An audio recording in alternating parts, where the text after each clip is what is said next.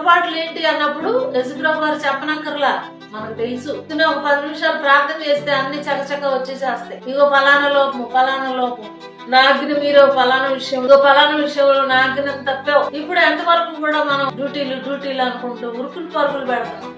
అన్న నాకు అవన్నీ తెలియవయ్యా, ప్రభుకి ఏం చెప్తావో చెప్పు, మరి నన్ను హెచ్చరించేయమన్నారు, నేను చేశాను, నేను ఇష్టం అన్నాను.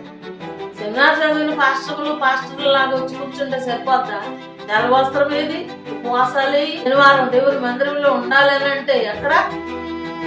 కాళ్ళెప్పులు అంటున్నాం, ఏళ్ళెప్పులు అంటున్నాం, నడునొప్పి అంటున్నాం. వెళ్ళిపోయి శనివారం నైట్ శుభ్రంగా తినేసి మంచాలకి కూడుతాం. ఎంత దౌర్భాగ్యమైన విశ్వాస జీవితంలో నడుస్తున్నాం మనం. ఒకసారి ఆలోచన చేసుకున్నాం. ఆయనతో సహవాసం లేకుండా, ఆయన పిల్లలతో సహవాసం లేకుండా మనము ఎంతసేపు మన శరీరానికి సుఖము ఒకరోజు దేవుని మందిరంలో నిద్ర చేస్తే చచ్చిపోతాం మనం. నేను పడుకోవట్లేదా? నేను 60 ఏళ్ళు వచ్చేసి నాకు కూర్చుంటే లేగలేదు, లేకపోతే కూర్చోలేదు.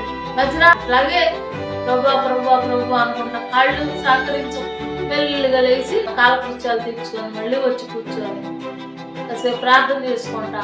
అట్లాగా తెల్లారు 5 వరకు అట్లా గడిపేస్తాను. చచ్చిపోతున్నాను నేను. దేవుడు నాకు ఆరోగ్యం ఉండట్లేదా? ఆయన మందిరంలో ఉంటే ఆరోగ్యం ఉంటుందండి.